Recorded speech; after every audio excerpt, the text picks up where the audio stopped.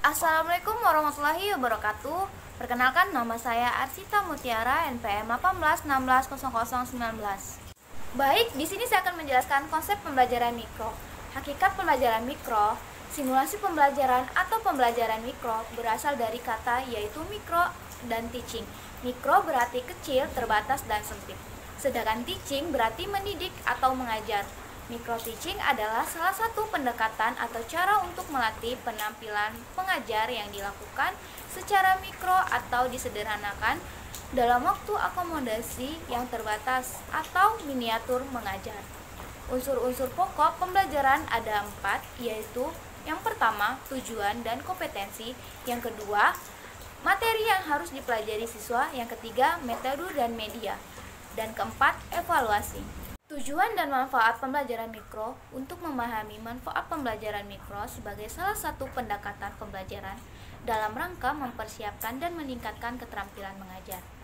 Perlu dipahami bahwa pembelajaran mikro merupakan salah satu bentuk inovasi model pembelajaran untuk mempersiapkan dan meningkatkan mutu guru, terutama berkaitan dengan keterampilan mengajarnya. Maka manfaat dari pembelajaran mikro terutama akan dirasakan oleh pihak-pihak, yaitu yang pertama, manfaat bagi mahasiswa calon guru. Setiap mahasiswa calon guru dapat melatih agar demi bagian setiap keterampilan mengajar harus dikuasai secara lebih terkendali dan terkontrol. Prinsip pembelajaran mikro. Prinsip pembelajaran ada yang bersifat pelaksanaan pembelajaran, tapi ada juga prinsip yang bersifat khusus sesuai dengan karakteristik atau model ketentuan atau aturan yang berlaku untuk setiap kegiatan pembelajaran. Adapun prinsip-prinsip umum yaitu yang pertama, prinsip dan motivasi, yang kedua, aktivitas proses kegiatan yang aktif baik aktivitas pikiran, fisik, sosial maupun emosional. Yang ketiga, balikan dan penguatan yaitu pemberian respon terhadap proses dan hasil pembelajaran yang telah ditunjukkan oleh siswa. Yang keempat, tantangan yaitu pemberian dengan stimulus tersebut. Siswa akan tertantang sehingga muncul keinginan untuk mencoba melakukan aktivitas maupun bekerja untuk menjawab atau menghadapi tantangan. Prinsip pembelajaran mikro. Prinsip pembelajaran ada yang bersifat pelaksanaan pembelajaran, tapi ada juga prinsip yang bersifat khusus sesuai dengan karakteristik atau model ketentuan atau aturan yang berlaku untuk setiap kegiatan pembelajaran. Adapun prinsip-prinsip umum, yaitu yang pertama, prinsip dan motivasi, yang kedua, aktivitas proses kegiatan yang aktif baik aktivitas pikiran, fisik, sosial maupun emosional. Yang ketiga, balikan dan penguatan yaitu pemberian respon terhadap proses dan hasil belajar yang telah ditunjukkan oleh siswa. Yang keempat, tantangan yaitu pemberian dengan stimulus tersebut siswa akan tertantang sehingga muncul keinginan untuk mencoba melakukan aktivitas maupun bekerja untuk menjawab atau menghadapi tantangan. Yang kelima, perbedaan individual. Setiap siswa memiliki karakteristik yang berbeda-beda. Masing-masing siswa di samping ada memiliki kesamaan sifat, karakter, dan bentuk-bentuk kesamaan lainnya, tetapi pasti ada juga perbedaannya. Prinsip-prinsip yang menjadi aturan atau ketentuan dalam penerapan pembelajaran mikro yaitu yang pertama, fokus pada penampilan, yaitu yang menjadi sasaran utama pembelajaran mikro adalah penampilan setiap peserta yang berlatih. Yang kedua, spesimen dan konkret. Yang ketiga, umpan balik, yaitu proses memberikan balikan seperti komentar, saran, solusi, pemecah, dan lain-lainnya yang didasarkan pada hasil pengamatan dari penampilan yang telah dilakukan seorang yang berlatih. Yang keempat, ketuntasan, yaitu kemampuan yang maksimal terhadap keterampilan yang dipelajarinya. Unsur-unsur pembelajaran mikro mengidentifikasi hal-hal fundamental dari karakteristik pembelajaran mikro, yaitu yang pertama, proses latihan yang dikembangkan dalam pendekatan pembelajaran mikro adalah kegiatan mengajar yang sebenarnya atau real teaching. Yang kedua, latihan yang dikembangkan dalam pendekatan pembelajaran mikro hanya difokuskan pada jenis-jenis keterampilan tertentu secara spesifik.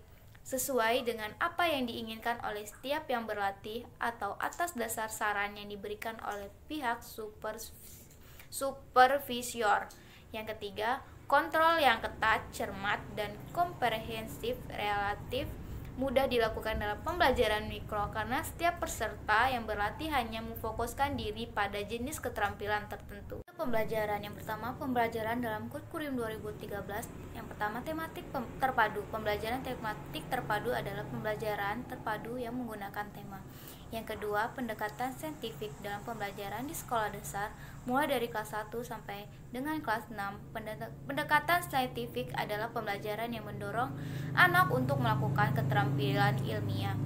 Yang pertama itu landasan filosofis kurikulum 2013. Undang-Undang Nomor 20 Tahun 2003 tentang Sistem Pendidikan Nasional pada pasal 1 butir 1 menyatakan bahwa pendidikan adalah usaha sadar dan terencana untuk mewujudkan suasana belajar dan proses pembelajaran agar peserta didik secara aktif mengembangkan potensi dirinya untuk memiliki kekuatan spiritual, keagamaan, pengendalian diri, kepribadian, kecerdasan, akhlak mulia, dan keterampilan yang diperlukan dirinya, masyarakat, bangsa, dan negara.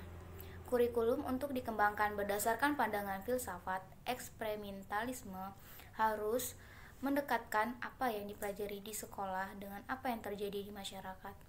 Filosofi rekonstruksi sosial memberi arah kepada kurikulum untuk menempatkan peserta didik sebagai subjek yang peduli pada lingkungan sosial, alam, dan lingkungan budaya.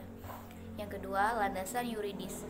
Kurikulum 2013. Permendikbud Nomor 65 Tahun 2013 tentang standar proses pendidikan dasar dan menengah menetapkan bahwa perencanaan pembelajaran dirancang dalam bentuk silabus dan RPP. Penilaian proses pembelajaran menggunakan pendekatan autentik yang menilai kesiapan siswa, proses, dan hasil belajar secara utuh. Penerapan pembelajaran tematik pelaksanaan. Pembelajaran tematik SD mengacu pada buku paduan guru dan buku siswa. Yang pertama, pengaturan jadwal pembelajaran tematik. Yang kedua, pemanfaatan teknologi informasi dan komunikasi pembelajaran. Yang ketiga, persiapan dan pelaksanaan kegiatan pembelajaran. Yang ketiga, penilaian proses dan hasil pembelajaran menurut standar proses. Guru harus melakukan penilaian proses pembelajaran menggunakan penilaian otentik yang menilai kesiapan siswa, proses dan hasil belajar secara utuh. Teknik dan instrumen yang digunakan untuk penilaian kompetensi sikap, pengetahuan, dan keterampilan yaitu penilaian kompetensi sikap efektif melalui cara observasi penilaian diri, penilaian antar peserta didik dan jurnal. Yang kedua, penilaian kompetensi pengetahuan melalui tes tulis, lisan, dan penugasan. Yang ketiga, penilaian kompetensi keterampilan yaitu penilaian yang menuntut peserta didik mendemonstrasikan suatu kompetensi tertentu dengan menggunakan tes praktek, proyek, dan penilaian portofolio. Penilaian kompetensi sikap efektif melalui cara observasi penilaian diri, penilaian antar peserta didik dan jurnal. Yang kedua, penilaian kompetensi pengetahuan melalui tes tulis, lisan, dan penugasan.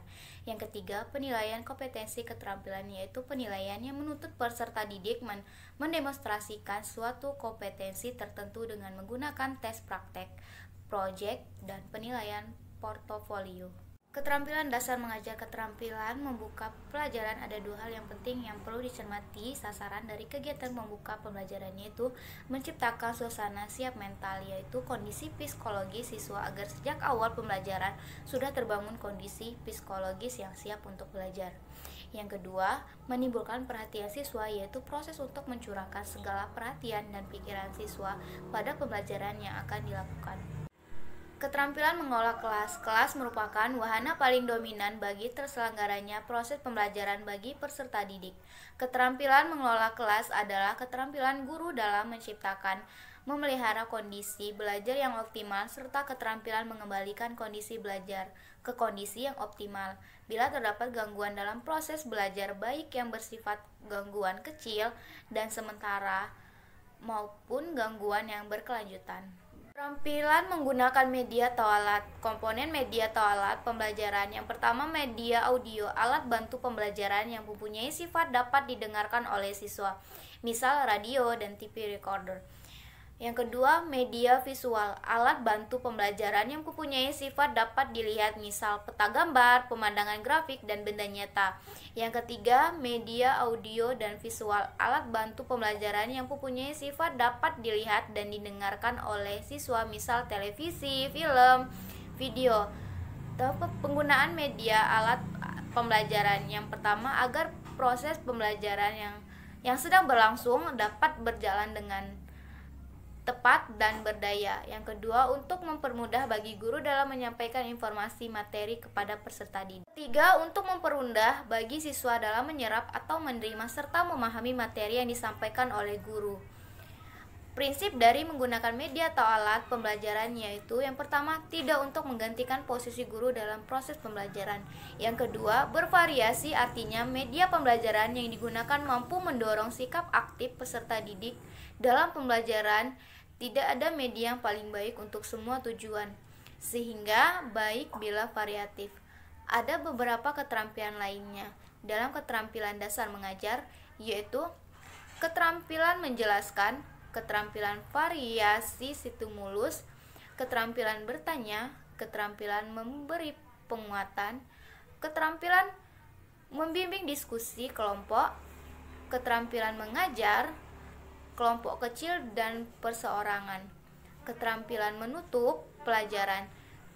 Sekian yang bisa saya jelaskan. Saya akhiri. Wassalamualaikum warahmatullahi wabarakatuh.